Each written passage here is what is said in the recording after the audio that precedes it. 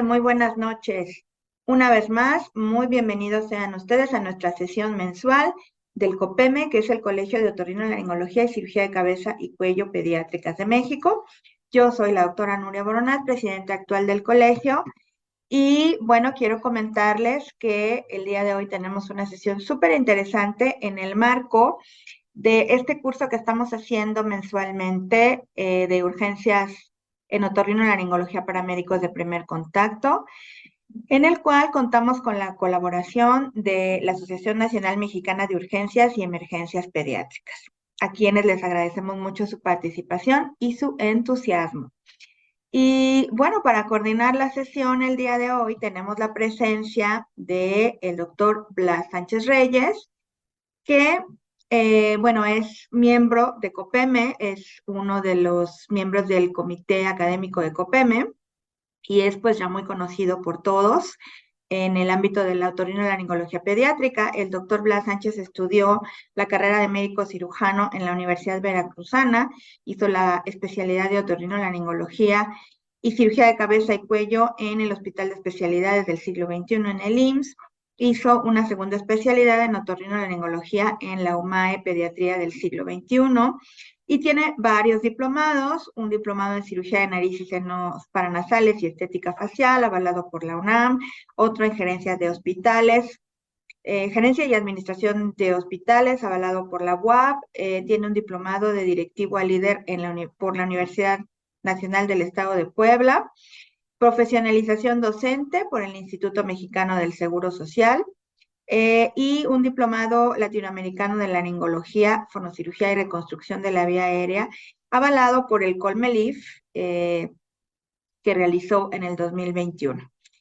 Él, pues, es profesor de pregrado de otorrinolaringología por parte de la UPAEP, lo fue más bien hasta el 2018, pero actualmente es profesor de pregrado de otorrinolaringología por la Universidad de Anáhuac y en el posgrado también de otorrinolaringología por la UAP desde 2014 hasta la actualidad.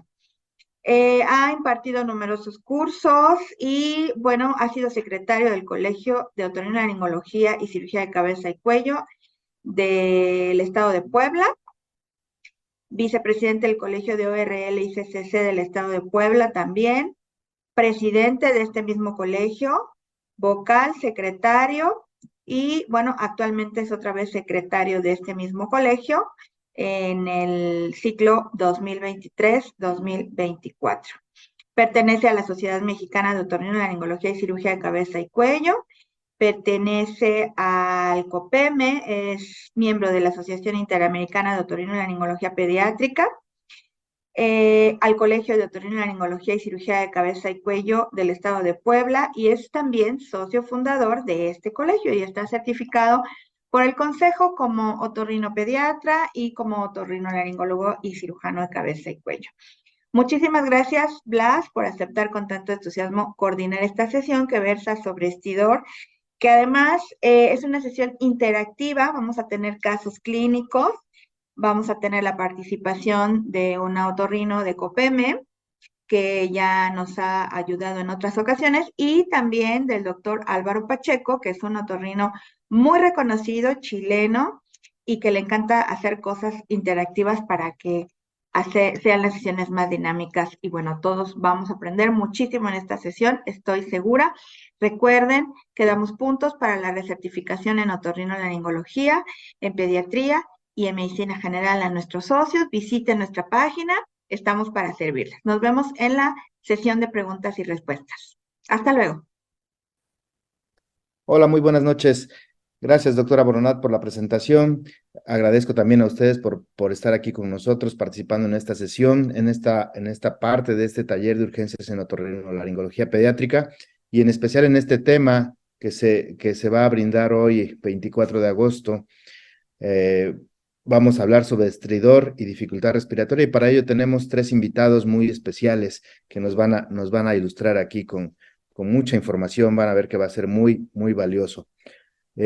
Para comenzar tenemos al doctor José Enrique Arteaga Menchaca. Él es médico pediatra, toxicólogo clínico, y él hizo su especialidad en pediatría médica en el Hospital Juárez de México, avalado por la UNAM del 2008 al 2011.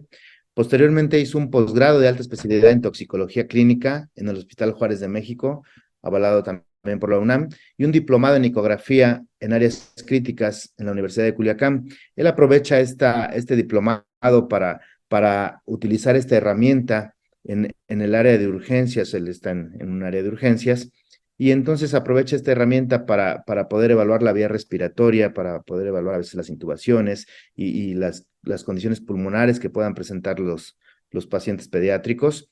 Él también es profesor de la especialidad de urgencias médico-quirúrgicas del Hospital General Regional número 200 del IMSS en materia de toxicología clínica en Tecámac, Estado de México, y es ahí donde lleva su práctica, donde trabaja. Es miembro de los grupos de trabajo de toxicología clínica y ecografía crítica de las Sociedades Latinoamericanas de Emergencias Pediátricas, y sobre todo es actualmente el presidente de la Asociación Nacional Mexicana de Urgencias y Emergencias Pediátricas. Adelante, doctor, con su presentación. El doctor nos va a hablar cómo aborda él, cómo aborda su equipo al paciente que llega con dificultad respiratoria y con estridor, de manera muy general, cuáles son los protocolos que utilizan en el área de urgencias. Él es médico de primer contacto por estar en un área de urgencias, y entonces nos va a hablar de manera muy general cómo abordan el estridor y la dificultad respiratoria. Adelante, doctor. Buenas noches, adelante con su presentación. Hola, ¿qué tal? Muy buenas tardes o muy buenas noches a todos. Espero que se encuentren muy bien. Agradezco a la doctora Nuria Boronat por la invitación. Es todo un honor poder participar en esta colaboración entre grandes asociaciones y colegios. Me toca hablar de una entidad que es muy frecuente en los servicios de urgencias y que durante la pandemia incluso se agudizó un poco más. Estoy hablando del estridor y su asociación con la dificultad respiratoria en los servicios de urgencias. Es un tema muy amplio, pero trataré de ser muy puntual con su abordaje en nuestros servicios, sobre todo como médicos de primer contacto. Bueno, pues primero que nada también agradezco mucho la presentación, ya no perderé tiempo en este aspecto. Y pues también antes de empezar, declaro no tener ningún conflicto de interés. ¿Cuáles van a ser nuestros objetivos de esta charla? Bueno, vamos a presentar un caso clínico mediante el cual vamos a ir desglosando todo este tema. Vamos a tocar algunas definiciones, iremos de lo básico a lo complejo. De igual manera, haremos una revisión del tema, nos enfocaremos sobre todo en el abordaje diagnóstico y algunas herramientas para poder llevar a cabo este abordaje de manera adecuada.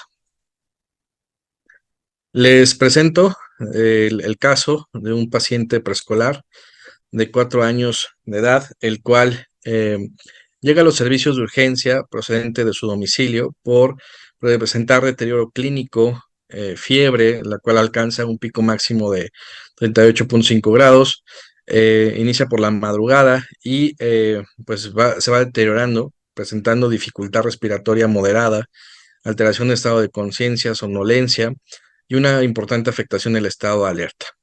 A su ingreso, pues observamos que está indiferente al medio, con incremento en el esfuerzo, en la mecánica ventilatoria, con un muy mal aspecto general, ¿no?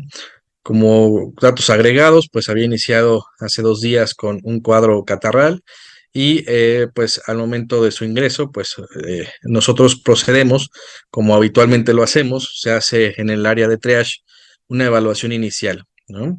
Yo sé que nos están viendo, acompañando compañeros médicos que algunos son médicos generales, algunos están en los servicios de urgencias, algunos pueden estar en su consultorio, y pongo esta situación para justo ayudarlos a realizar una evaluación inicial. ¿Qué aspectos tomamos en cuenta? Pues todo paciente que llega a los servicios de urgencias tenemos que clasificarlo, ¿no? De acuerdo a su estado clínico, y hay una forma de hacerlo de manera objetiva, y es esta mediante el triángulo de evaluación pediátrica. En este triángulo se toma en consideración la apariencia, el trabajo respiratorio y la cuestión circulatoria o hemodinámica. Si este mismo triángulo de evaluación pediátrica lo aplicamos en nuestro paciente, pues vamos a ver que del lado respiratorio, pues tiene uso de músculos accesorios para la respiración, tiene una oxigenación baja del 89%. Del lado del aspecto general, pues tan solo de verlos, vemos que luce mal, que está indiferente al medio, Y por el lado de lo hemodinámico, pues tiene una frecuencia cardíaca de 140, lo cual pues obviamente está por arriba de sus percentilas, ¿no? Entonces, en resumen, tiene los tres lados del triángulo afectados, por lo cual se decide activar al personal y a la sala de choque, y se pasa a la sala de choque. No solamente sé que el triángulo de evaluación pediátrica pues es algo como muy a lo mejor básico, muy sencillo, y que en los servicios de triage es una realidad que nos enfrentamos en muchos hospitales. Algunas veces no tienen triage, algunas veces sí lo tienen, pero puede ser que el personal que esté ahí a veces no está tan familiarizado con el manejo del paciente pediátrico. Y algo que se les dificulta mucho es que los signos vitales pueden variar de acuerdo al grupo etario en el que pertenezcan. Entonces, algo que nos ha ayudado mucho en mi unidad, no quiero decir que esta sea la solución a todos los problemas, pero al menos en nuestra unidad lo que hemos hecho es combinar el triángulo de evaluación pediátrica con el triage canadiense en su modalidad pediátrica. ¿Por qué? Pues porque aquí vamos a ver pues algunos signos vitales de acuerdo a los percentiles y de acuerdo a la edad. Entonces, por ejemplo, si nuestro paciente tenía una frecuencia de 140 y pues tiene ya unos 4 años, nosotros vamos a ver que pues está ya, digamos, en este percentil, ¿no? Y por el lado de la cuestión respiratoria, que está entre 35, pues si nosotros lo ubicamos, pues también vamos a ver que están alterados sus signos vitales. Otra cuestión que hacemos es medir a los pacientes. ¿Por qué? Porque en algunas ocasiones puede ser que los niños sean traídos por familiares, a lo mejor el papá que no está como muy metido en la cuestión de los cuidados del niño, o a veces lo trae la abuela o el tío y desconoce cuál es su último peso en la consulta. Entonces, lo que hacemos nosotros es medirlo, y mediante la cita de Broselow nos va a dar un peso estimado de 14 kilos y una edad que corresponde entre los 2 y 4 años. Entonces, esta situación, pues bueno, nos ayuda mucho para el cálculo de medicamentos, equipos adecuados, y pues cabe mencionar que eh, nosotros hacemos en el servicio de triage, lo hacemos de un triage en equipo. Está una enfermera y un médico, y eso pues nos ayuda mucho porque pues bueno, se detectan de mejor manera los datos de alarma de los pacientes. Entonces se hace una evaluación mucho más objetiva, no se hace un sobrediagnóstico ni tampoco un subdiagnóstico. Sin embargo, bueno, esta práctica pues en algunas ocasiones sí puede tener algunas desventajas, como cuáles, pues que a lo mejor el personal médico que está en el área de triage pues integra algunos diagnósticos, y eso no siempre es bueno porque en algunas cuestiones, pues en algunos casos nos podemos casar con esos diagnósticos. Entonces, ya en el área de triage, nosotros habitualmente lo que hacemos pues es la evaluación primaria. ¿Por qué? Porque en base a esto vamos a ir estableciendo nuestras intervenciones críticas. A nivel de la vía aérea, pues vemos que se mantiene esa vía aérea. A nivel de ventilación, pues vemos que está afectado. Entonces, el médico de triage aquí integró la impresión diagnóstica pues de una crisis asmática severa. Entonces, indicó que se administrara oxígeno suplementario, que se fuera administrando una nebulización. A nivel de C, de nivel I, bueno, perdón, antes de pasar al C, solicitó un ventilador de guardia en caso de que tuviera todavía un mayor deterioro ventilatorio. A nivel de C, se canalizaron 2 vías periféricas, se inició un monitoreo multimodal. A nivel de D, pues se dejó en vigilancia neurológica y se realizó una exploración física completa. Entonces, pues de esta manera fue nuestra evaluación primaria. Al mismo tiempo, pues bueno, mandamos al residente a que se hiciera una evaluación secundaria. En un momento la compartiré.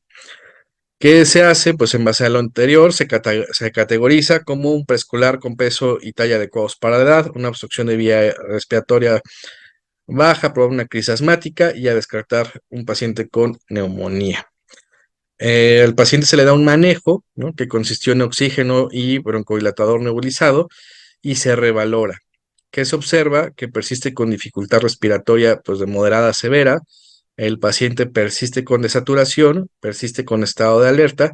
Sin embargo, el paciente ya es capaz de emitir un sonido de sonido de voz alterado, pero ya emite sonidos y vemos que está el paciente afónico. Por lo anterior, pues se sigue categorizando como una crisis asmática moderada severa y se decide la administración de sulfato de magnesio a dosis terapéuticas de manera intravenosa.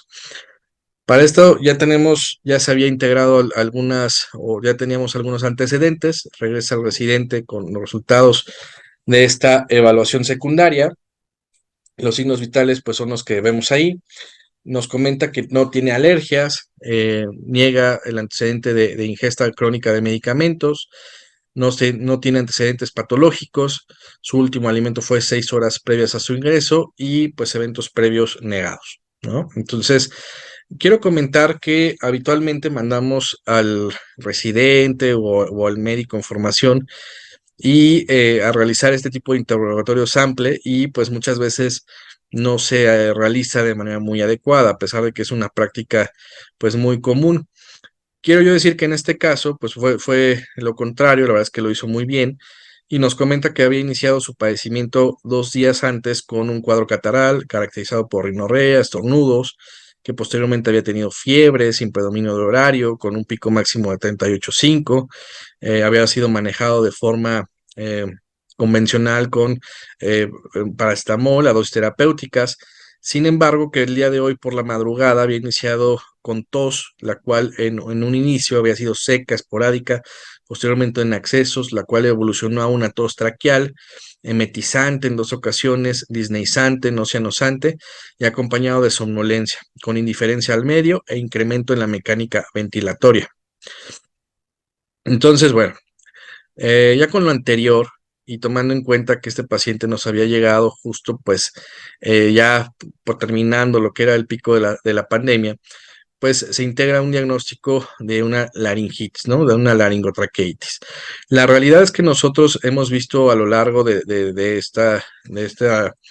todos estos 2, 3 años, pues que se había aumentado mucho la incidencia de pacientes que habían tenido COVID, ¿no? Y que habían presentado como síntoma clave o cardinal, pues un paciente de la laringitis o laringotraqueitis, ¿no?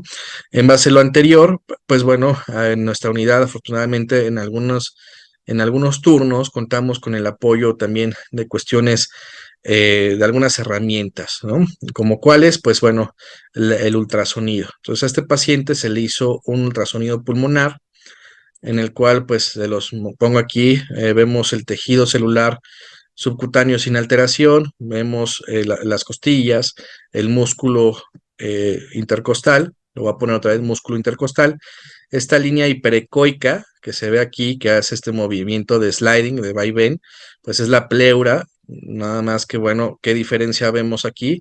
No es una pleura normal, no está delgada, continua, ¿no? Sino está engrosada, fragmentada, vemos consolidaciones subpleurales con broncograma aéreo. Entonces, pues vemos esta parte de aquí, la cual pues nos integra un diagnóstico de neumonía.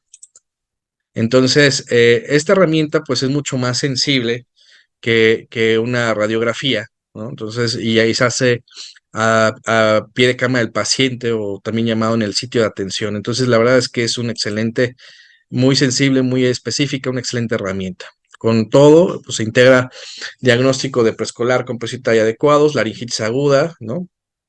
Se clasificó con un Taussig de 12 puntos y una neumonía probablemente por COVID. Muy bien. Como estamos viendo, es muy importante, sobre todo en los centros donde nos dedicamos a formar médicos, ya sean médicos desde médicos familiares, urgenciólogos o pediatras o urgenciólogos pediatras, que no olvidemos las bases, ¿no? Y en este caso, pues es muy importante enfatizar que se debe realizar una adecuada anamnesis y una buena exploración física. En este caso en particular, hay que hacer una adecuada semiología, ¿no? De cómo es la transmisión de la voz, cómo ha ido evolucionando, si presenta ruidos respiratorios normales o si tiene ruidos agregados, si estos ruidos son continuos o discontinuos. En el caso de nuestro paciente, ya una vez que empezó a evidenciarse esa afonía, vemos que también emitía un estridor, ¿no? Un estridor, el cual pues también es muy importante que se investigue. ¿Qué es el estridor? Bueno, el estridor es uno de los síntomas más frecuentes de la infancia y realmente tiene muchas causas. También su evolución es importante considerarla, puede ser agudo o crónico. Y en muchos casos es la expresión local, pues, de diferentes enfermedades. Su diagnóstico en muchas ocasiones es muy sencillo y en otras es un poco más complejo, ¿no? Y la obstrucción que puede haber en la vía aérea y que el estridor es el resultado de esa obstrucción, se puede dar en cualquier en tramo, ¿no? En cualquier parte de la vía aérea superior, rinofaringe, orofaringe o laringe, ¿no? Entonces, eso también es un punto importante a considerar. Pero bueno, ¿qué es el estridor? Importante, el estridor no es un diagnóstico, sino es un signo de una afectación y que puede ser desde trastornos benignos hasta una obstrucción grave de las vías respiratorias. Independientemente de si es un problema agudo o crónico, se debe evaluar de forma sistemática. El estridor básicamente es el ruido o el resultado, ¿no? Que se desarrolla debido al flujo del aire turbulento a través de un paso restringido. ¿Por qué? Porque hay una obstrucción. Entonces, es muy importante que hagamos un abordaje sistémico de manera ordenada para poder indicar si es que así lo requiere, los estudios pertinentes y hacer un adecuado abordaje con fin de evitar errores. Entonces, algo importante en estos casos es, primero que nada, preguntarnos cuándo inició, ¿no? O sea, ese es muy importante. ¿Cuánto ha durado? ¿Cómo ha sido la evolución de ese estridor? ¿Por qué?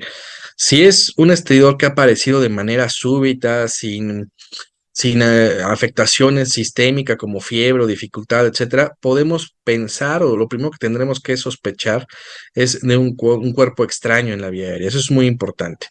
Si vemos que ha sido un inicio pues agudo, el cual viene acompañado de fiebre, cuadro catarral, etcétera, podemos sospechar de una laringitis, una laringotraqueitis o incluso una traqueitis. Si vemos que la evolución ha sido crónica, pues no debemos descartar que una de las posibles causas o muchas causas pueden ser de origen congénito. Entonces, el tiempo de inicio es muy importante para ir nosotros haciendo un abordaje. Algo que se me estaba pasando es, incluso cuando los síntomas también son súbitos, otra de las causas son, aparte de cuerpos extraños, tenemos que investigar inhalación de gases tóxicos o ingesta de cáusticos. Entonces, también no olvidar, ¿no? Esas situaciones. Ok, entonces, el estridor, nosotros debemos investigar, ¿no?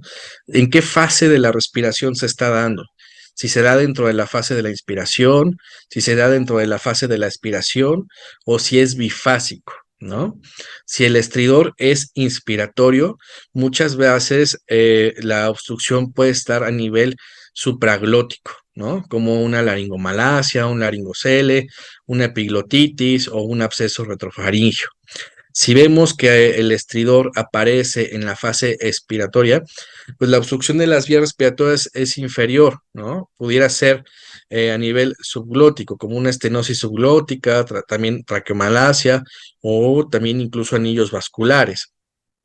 Pero si vemos que es bifásico, dependiendo de todo lo que hemos mencionado, pues lo primero que tendríamos que descartar es cuerpo extraño, un higroma, parálisis de las cuerdas vocales, una laringitis. Entonces, el estudiar la fase del estridor es muy importante para este proceso, ¿no? De igual manera, nosotros también tenemos que investigar si hay algún factor precipitante, ¿no? Como que este estridor empeora con el llanto. Bueno, puedo yo pensar en laringomalacia o en algún hemangioma subglótico. Empeora si mi paciente lo pongo en una posición de supino, ok, puede ser traqueomalacia, laringomalacia, macroglosia o micrognatia. Empeora por las noches el estridor, bueno, hay que pensar en una laringitis viral o espasmódica. Empeora con la alimentación, ok, entonces pensemos en una fístula traqueoesofágica o alguna patología neuromuscular o incluso un anillo vascular. mi paciente tiene estridor y aparte ronca por las noches, bueno, debemos descartar hipertrofia adenoidea. ¿Tiene antecedentes de intubación? Pues entonces lo primero que debemos pensar es estenosis subglótica. Pero ¿qué pasa si mi paciente fue, no sé, tuvo asfixia al nacimiento, necesitó intubación o incluso tuvo algún problema cardíaco? Bueno, cambia el contexto y pues debemos descartar parálisis de cuerdas vocales. Mi paciente tiene antecedentes de atopia. Muy bien, pues entonces pensemos en anafilaxia. Entonces, como podrán ver, el estridor en la población pediátrica obedece a muchas causas. No nos podemos casar que todo es secundario a un proceso infeccioso o que tampoco todo es laringomalacia. La realidad es que pueden tener muchas causas y como tal tenemos que irlas abordando. Aquí les puse una imagen de cómo luce, ¿no? A nivel, en el A, ¿no? En la imagen A vemos unas cuerdas vocales bien, ¿no? Y en la otra imagen vemos cómo aparece con un paciente con laringomalacia. Entonces, pues es totalmente diferente. Y algo que siempre, siempre hay que hacer énfasis con nuestros médicos residentes, con nuestros médicos en formación es en el hecho de que realicen una exploración física completa. A los niños que llegan que vemos en la consulta, se debe revisar de manera completa y sin ropa. ¿Por qué? ¿Qué pasaría si este niño llega con un estridor y aparte de eso, al momento de la exploración física, me topo con algo como esto a nivel cutáneo? Pues bueno, tengo que pensar entonces en un hemangioma subglótico. Entonces, aquí la anamnesis, la exploración física sigue siendo muy importante para poder ir integrando algunos diagnósticos, ¿no? Eh, en otros casos, por ejemplo, ¿qué pasaría si mi paciente llega aparte con taquicardia, con bradicardia, arritmia? Pues es muy factible que a lo mejor no tenga un problema adquirido, sino más bien sea una cuestión congénita, ¿no? Incluso alguna cardiopatía. Entonces, el interrogatorio es muy, muy importante. En este cuadro traté de resumirles las causas más frecuentes, pues, de estridor, ¿no? Dependiendo el agente causal. Tenemos algunas infecciosas, ¿no? Como epiglotitis, absceso, traqueitis bacteriana, lo cual pues, también es algo muy grave. Mecánicas como aspiración de cuerpo extraño, tumores, compresiones extrínsecas o incluso ensenses de postintubación, ¿no? También angioedema, que puede ser hereditario, neurogénico, anafilaxia, neurológicas como las parálisis de cuerdas vocales, congénitas como laringotraqueomalacia, ¿no? Membranas laringeas, o bien lesiones químicas, porque también, como mencionaba, puede ser, ¿no? O sea, sobre todo de lo que más nos ha tocado en este rubro, pues son ingestas de cáusticos. Entonces, es muy importante también tomarlas en consideración, sobre todo cuando es de una aparición súbita, de un inicio súbito. Entonces, en el caso de nuestro paciente, hicimos una revisión, ¿no? ¿Cuál es la edad de inicio? Pues los 4 años.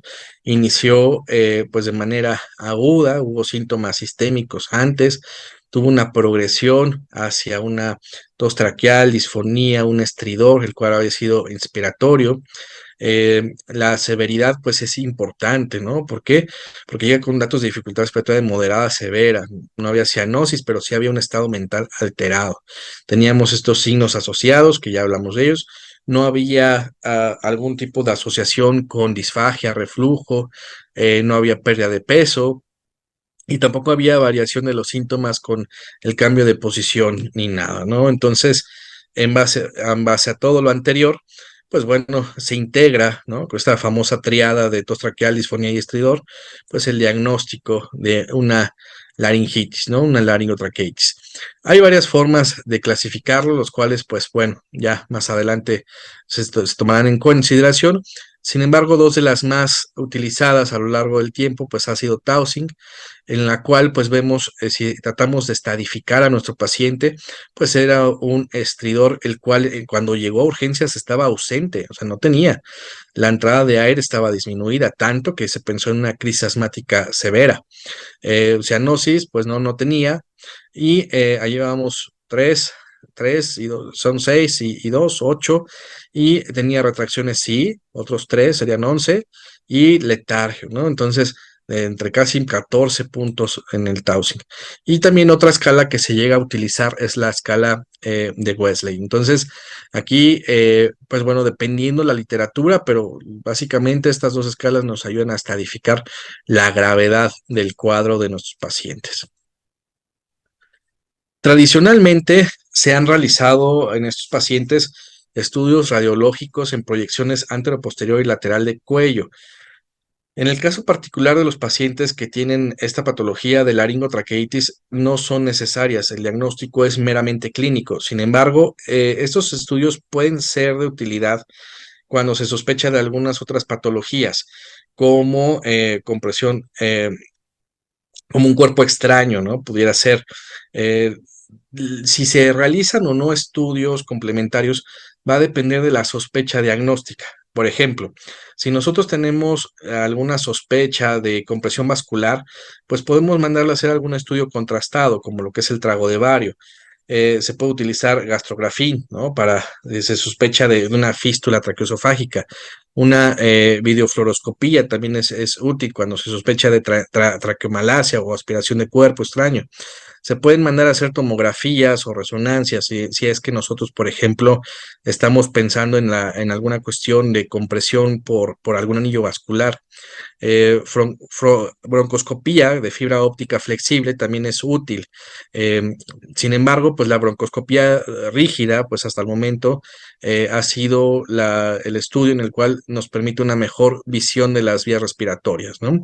Entonces, pues bueno, todas estas van a depender de nuestra sospecha clínica. Por lo tanto, es muy, vuelvo a repetir, muy importante que nosotros como médicos de primer contacto hagamos un adecuado interrogatorio y una adecuada exploración física para poder dirigir estos estudios. En lo personal, yo soy amante de lo que es la ecografía en el sitio de atención y pues realmente ha venido a ser el quinto pilar de la exploración física, ya que nos permite justo eso, tener una exploración física mucho más completa. La tecnología puede ser muy tentadora y que en vez de hacer nuestros procesos como deben de hacer, a veces vemos residentes que llegan y luego con el ultrasonido.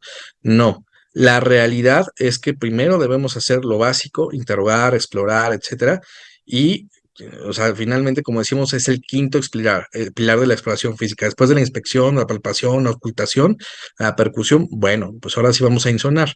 Y en este punto de la afectación de vía respiratoria alta, la ecografía también ha tenido su utilidad, también nos ha ayudado a poder valorar, ¿no? Entonces, eh, ¿qué está pasando en mi vía aérea? No es sencillo, personalmente, todavía no tengo esta habilidad, esta expertise, sin embargo, sí está descrito que en algunos otros hospitales ya lo están haciendo de forma adecuada, ¿no? Entonces, vemos, por ejemplo, aquí un pequeño video en el cual cómo realizan esta exploración, ¿no?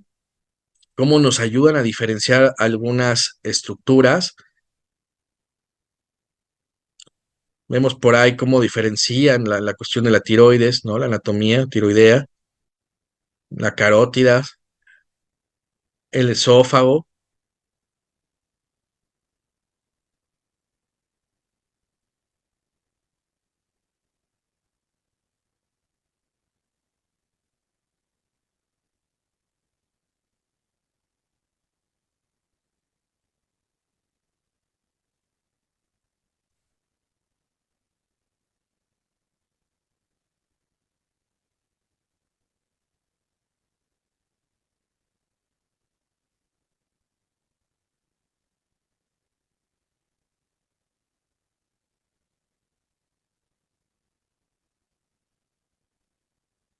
Tradicionalmente nosotros hemos utilizado la ecografía en el sitio de atención en los servicios de urgencias como parte de ese soporte vital, ¿no? Ya sea para medir qué cánula endotraqueal le corresponde, la confirmación de la intubación o no, como fue en el video anterior, pero la realidad es que se ha empezado a utilizar en otros aspectos, ¿no?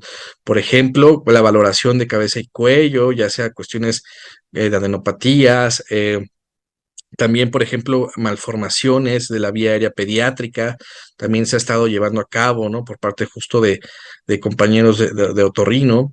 Y también en este caso que estamos hablando, por ejemplo, de la cuestión de disfonía y estridor en el paciente pediátrico, también se está llevando a cabo. Es un área de oportunidad, claro, por supuesto, ya que muchas veces estos pacientes, como ese fue el caso, llegan en la noche o en la madrugada y a veces los equipos tenemos la sospecha de que si tienen un cuerpo extraño o no, y no tenemos un equipo de rayos X disponible o no está el técnico o cuestiones así, la ecografía en el sitio de atención también puede ser una herramienta útil, la cual podríamos aplicar para diferenciar algunas causas, agentes causales, ¿no? En resumidas cuentas, eh, el tratamiento, ya sea médico, quirúrgico o paliativo, pues va a depender mucho de cuál es el agente causal, como vamos a ver a lo largo de este simposio. En el caso de su paciente, una vez que identificamos cuál era la causa, se manejó con esteroide, tanto inhalado como sistémico, y de igual manera se empezó a manejar con nebulizaciones con adrenalina levogira, de forma convencional, con 4 ámpulas sin diluir, y en lo cual presentó mejoría clínica. Estuvo hospitalizado 48 horas, no ameritó ventilación mecánica y posterior a lo cual pues se pudo egresar de manera adecuada. Nuestras conclusiones, pues bueno, necesitamos hacer una adecuada anamnesis y una exploración física para poder tener unas sospechas diagnósticas importantes. No debemos confiarnos, no todo es laringotraqueitis, podemos tener otras causas. El tratamiento va en función del diagnóstico, no debemos retrasar el soporte ventilatorio en caso necesario, eso es algo muy importante.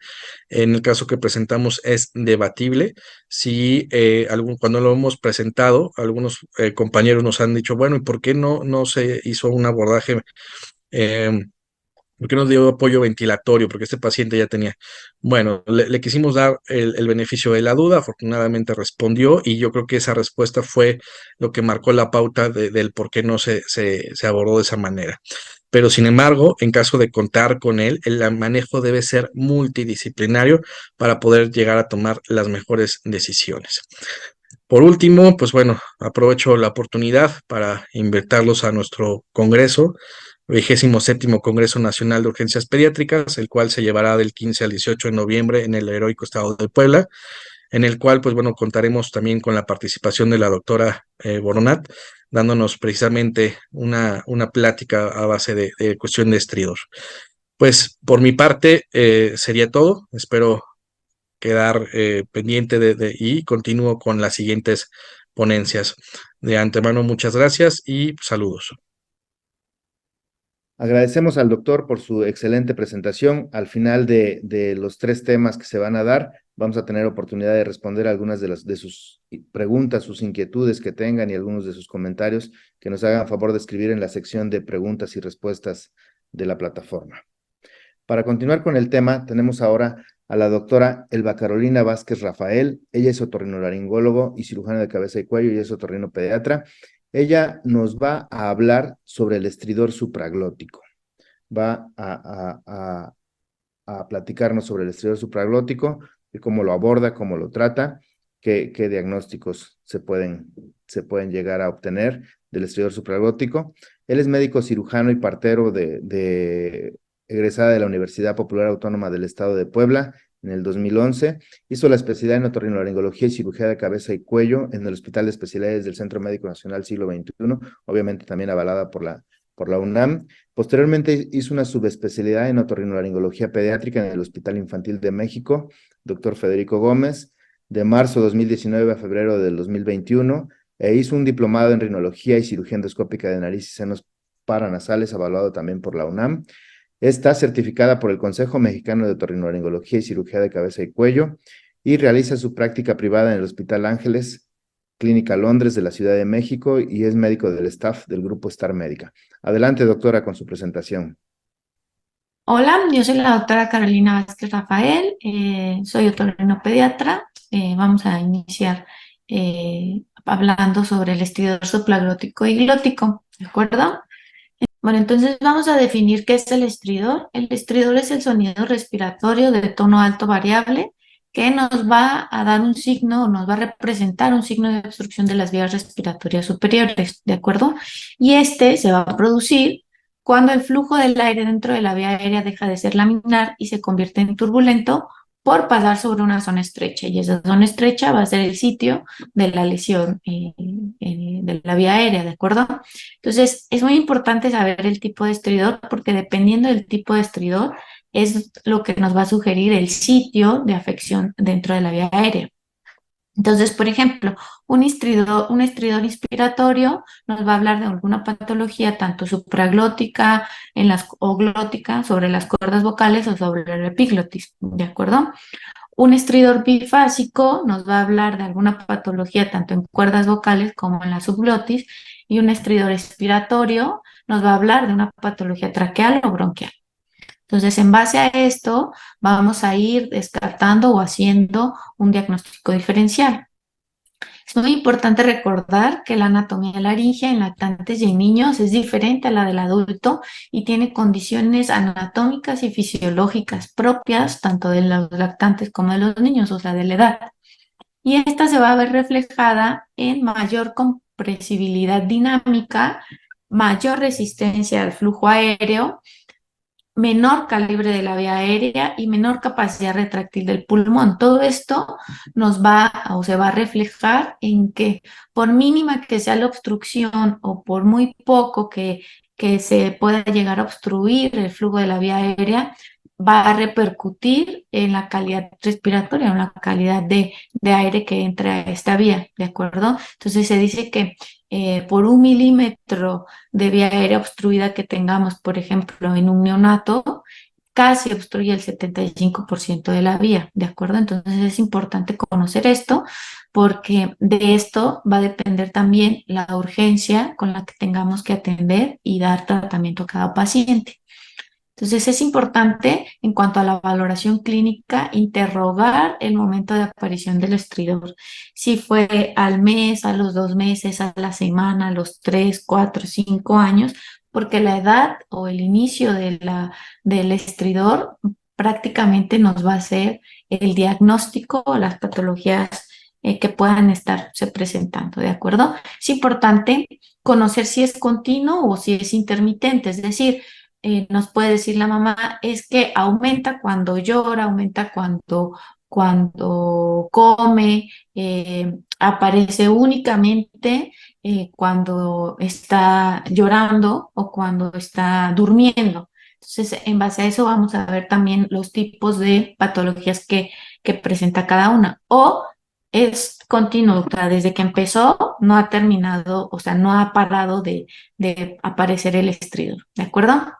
La tonalidad, si es bifásico, si es inspiratorio, expiratorio, etcétera, ¿de acuerdo?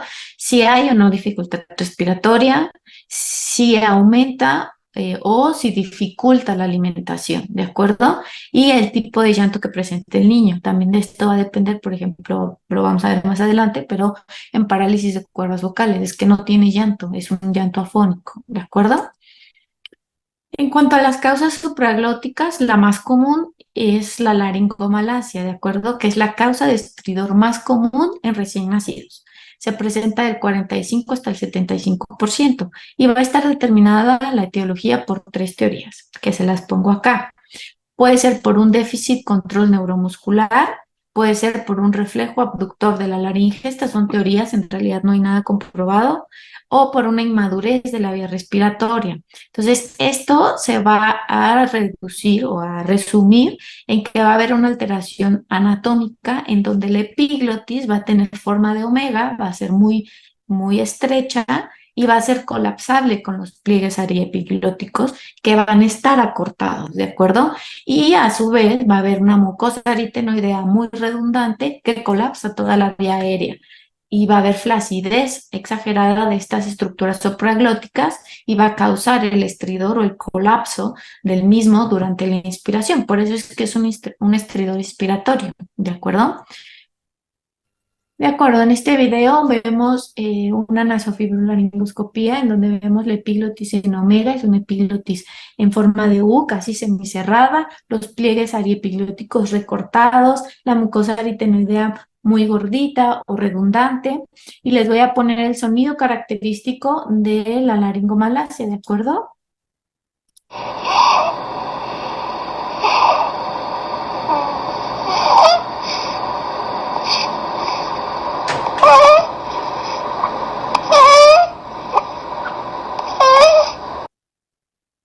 Entonces, el grado o la gravedad se va a determinar dependiendo de las características y de la repercusión que tenga tanto en la alimentación como en dificultad respiratoria, como en el SAOS, si se pone cianótico o si no, ¿de acuerdo? Entonces los podemos dividir en tres: laringomalacia leve, moderada y severa.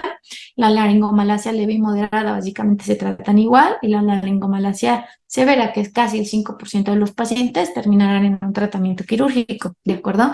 Entonces, la laringomalacia leve o moderada va a tener un inicio insidioso, progresivo, de meses.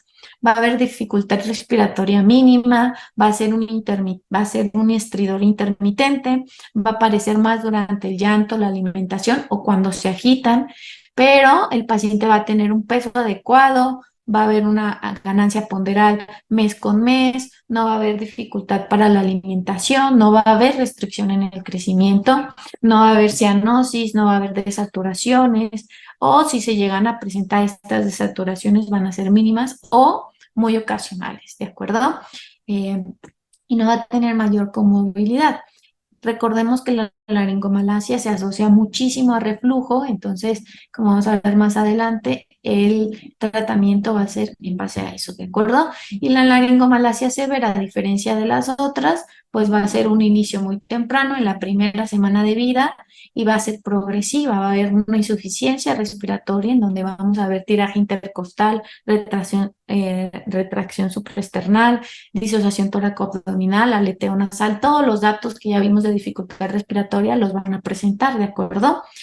Va a haber una restricción en el crecimiento, entonces el niño puede tener cierta desnutrición, va a haber una cianosis y desaturaciones diurnas, va a haber apneas, va a haber un SAOS ya como tal, se puede asociar a alguna patología sindromática, alguna cardiopatía, puede haber déficit neurológico también, y puede haber lesiones concomitantes de la vía aérea, que son las que se van a ver reflejadas en esta severidad, ¿de acuerdo?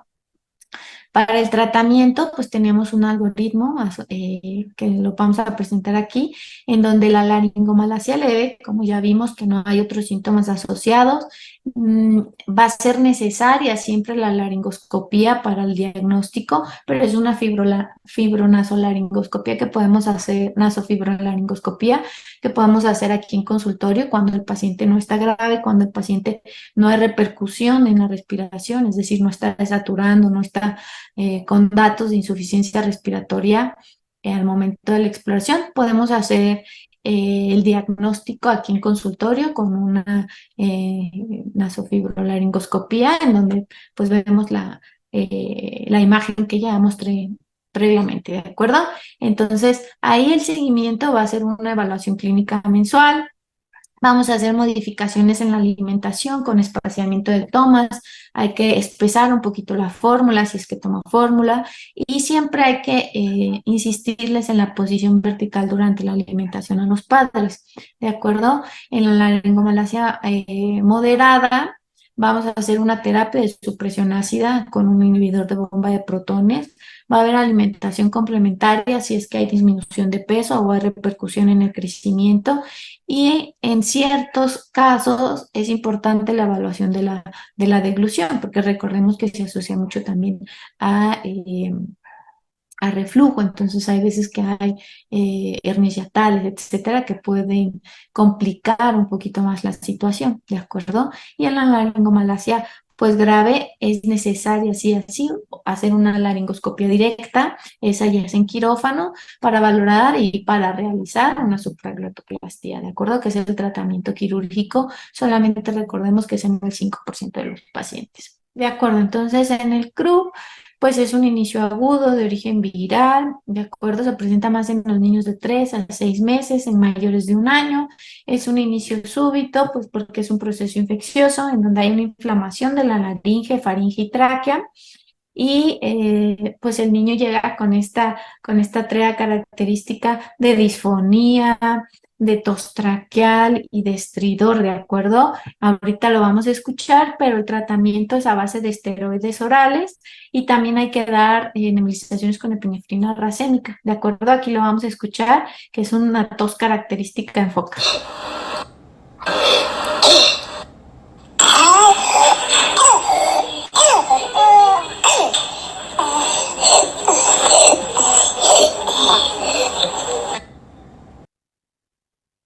Entonces notamos en este sonido pues una tos como de foca, que es muy característica, y se escucha el estridor inspiratorio, ¿de acuerdo? Esa necesidad de respirar, o sea, ese ahogamiento, ¿de acuerdo? Entonces es muy importante en cuanto llegue el paciente valorar el estado en el que está y qué tan comprometido, qué tan grave es esa dificultad respiratoria, ¿de acuerdo? La segunda es la tercera causa más común, es la papilomatosis laringea recurrente. Esta es la neoplasia más común, la neoplasia laringea más común en niños. Y recordemos que se hace por una transmisión, o sea, de una transmisión vertical durante el parto y también puede ser transplacentaria.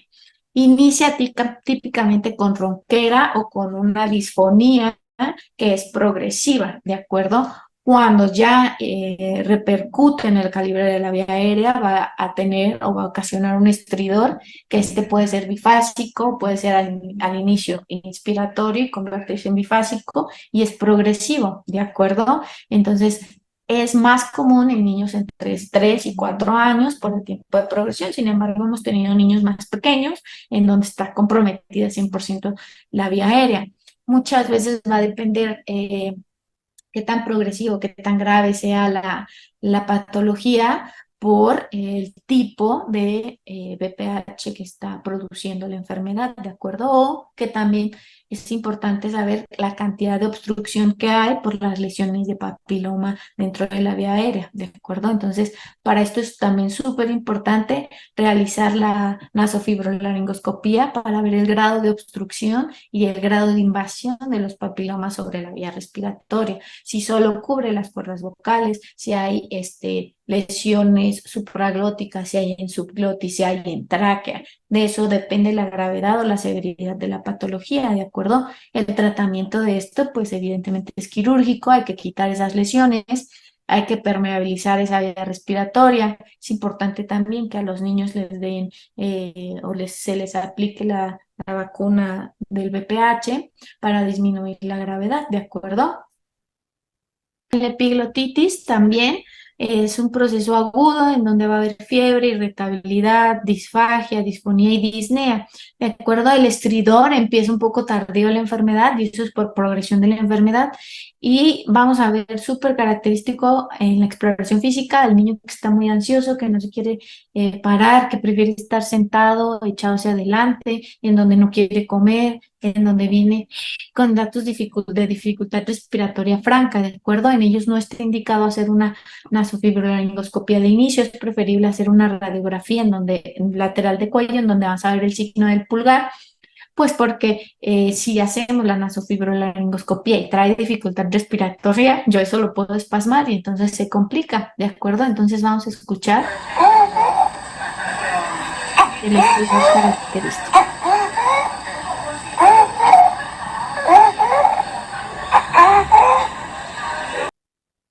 Entonces aquí escuchamos el compromiso de la vía respiratoria, ¿de acuerdo? El niño está francamente con estridor y tiene esta dificultad, ¿ok? Muy bien, en cuanto a las causas glóticas, la principal o la más común es la parálisis cordal, ¿de acuerdo? Recordemos que la parálisis cordal puede ser tanto congénita como adquirida y es la segunda causa más común de estridor en el recién nacido después de la laringomalacia, ¿de acuerdo? Puede ser unilateral o bilateral. Y ahorita vamos a ver las causas, pero es importante siempre descartar una lesión en el nervio laringio recurrente durante el parto, por un trauma durante el parto, alguna cirugía cardíaca o alguna malformación congénita que hayan lastimado, que hayan comprometido el nervio laringio recurrente y por eso sea la causa de la parálisis, ¿de acuerdo? Entonces, por ejemplo, en estas imágenes podemos ver en la primera superior izquierda, en donde hay una parálisis recurrente bilateral en abducción, donde hay ese espacio abierto de la cuerda vocal y por eso es el sonido o el estridor, ¿de acuerdo? En la segunda hay una parálisis bilateral, pero está en aducción, está cerrada, ¿de acuerdo? También podemos ver que solo es unilateral, en donde es, por ejemplo, una parálisis del pliegue derecho, que está en abducción, y en la que sigue en aducción, o sea, está abierta o cerrada, ¿de acuerdo? Entonces, en cuanto a la clasificación de la etiología, como bien dijimos, puede ser tanto congénita como adquirida. En la congénita va a ser más por anomalías del sistema nervioso central, la más común es la malformación de Arnold-Chiari, puede haber ser por una hemorragia intraventricular, por una hidrocefalia, por un encefalocele, un mielomeningocele, o puede ser por un síndrome miasténico congénito, ¿de acuerdo? La más común también es por cardiopatías congénitas con cardiomegalia. ¿Listo? Y la adquirida, pues por un traumatismo o lesión durante el parto, por una cirugía cardíaca de ligadura de ductos arteriosos o alguna lesión esofágica que ameritó tratamiento quirúrgico, algún proceso infeccioso que dejó una parálisis cordal, a la intubación, cuando los niños o los recién nacidos necesitan intubación orotraqueal de urgencia, puede haber un trauma durante la intubación y ahí ser una dislocación aritenoidea que produce parálisis cordal. Generalmente esta es unilateral o por alguna estenosis glótica posterior a la intubación, etcétera, ¿de acuerdo? Entonces, como resumen de todo esto, bueno, el tratamiento de la parálisis cordal generalmente es quirúrgico y se espera a que el paciente esté no un neonato, sino un poquito más grande, sobre todo por ejemplo, en las correcciones unilaterales, en donde se ponen injertos o se ponen eh, diferentes pues sí, injertos para poder cerrar la cuerda, para poder compensar esa apertura cordal o esa falta de movilidad cordal. Eso se hace generalmente cuando los niños son mayores, cuando son parálisis bilaterales, en donde pues el niño evidentemente trae una dificultad respiratoria franca, hay que asegurar la vía aérea y eso es mediante traqueostomías, ¿de acuerdo? Entonces, a base de resumen de todo esto que les platicamos o de todo esto del estridor supraglótico, pues hay que tener siempre el antecedente del paciente, la valoración clínica. Si fue un paciente pretérmino, podemos sospechar de un daño del sistema nervioso central que puede causar una parálisis cordal, ¿de acuerdo? Si hubo asfixia neonatal, hemorragia intracraneal, puede ser alguna parálisis bilateral de las cuerdas vocales o alguna laringomalacia o faringolaringomalacia, ¿de acuerdo? Si fue un parto difícil que necesitó o ameritó maniobras de extracción, pues podemos pensar en una parálisis cordal, ¿de acuerdo? Como bien les comentaba, alguna intubación al nacer, pues pensar en un trauma o en una luxación aritenoidea, parálisis cordal bilateral o a veces cuando pasa el tubo normal pueden ser algunos quistes laringeos, ¿de acuerdo? Cuando hay cuando el tubo ameritó que fuera de menor tamaño porque no se podía intubar con un tubo normal o de diámetro para su edad, tenemos que pensar siempre en una estenosis subglótica, ¿de acuerdo? O algún grado de estenosis subglótica o en la tráquea, ¿de acuerdo? Entonces, cuando hubo una intubación prolongada, pues también tenemos que pensar en una estenosis laringotraqueal. Y es muy importante los factores agravantes, como ya lo comentábamos en la laringomalacia, aumenta con la alimentación. Puede ser una laringomalacia, puede haber una hendidura laringea, alguna fístula, ¿de acuerdo? Aumenta con el llanto, una laringomalacia, que sería la causa más común. Durante el sueño se escucha como ronca, pues podría ser por una retrognatia o una laringomalacia. por la posición, que está completamente de cúbito supino, pues aumenta que la laringomalacia, ¿de acuerdo? Por eso es la necesidad de que se alimenten casi en posición vertical. Cuando hay manchas en la piel se puede asociar a un hemangioma respiratorio porque hay hemangiomas en toda la zona de la cara y el cuello, en donde hay esas lesiones rojizas, ¿de acuerdo? Cuando hay un estridor progresivo temprano, pues en la primera semana y es progresivo, podemos pensar en una laringomalacia y en una laringomalacia severa, ¿de acuerdo? Si hubo cirugía cardíaca o alguna esofágica, pues parálisis corta, ¿de acuerdo?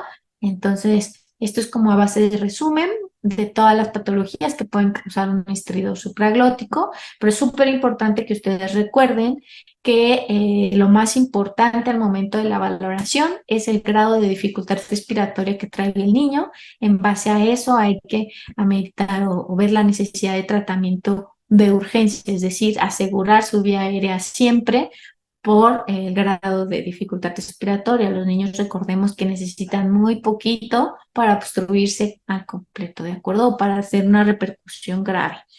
Y pues básicamente es lo que les dejaría, que siempre vean el grado en el que viene el paciente, si viene grave, si le ha costado trabajo respirar, si viene con dificultad respiratoria al momento, si viene cianótico, tomar signos vitales y en base a eso derivarlos o dar tratamiento en ese momento. ¿De acuerdo?